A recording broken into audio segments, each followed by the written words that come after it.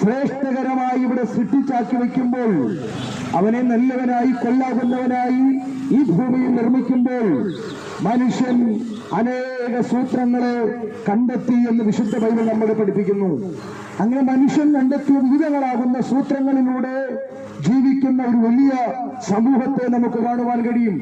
ഈ ലോകത്തിൽ തന്നെയാണ് സ്വർഗവും നരകവും എന്ന് വിശ്വസിക്കപ്പെടുന്ന മനുഷ്യരെയും നമുക്ക് കാണുവാൻ കഴിയും.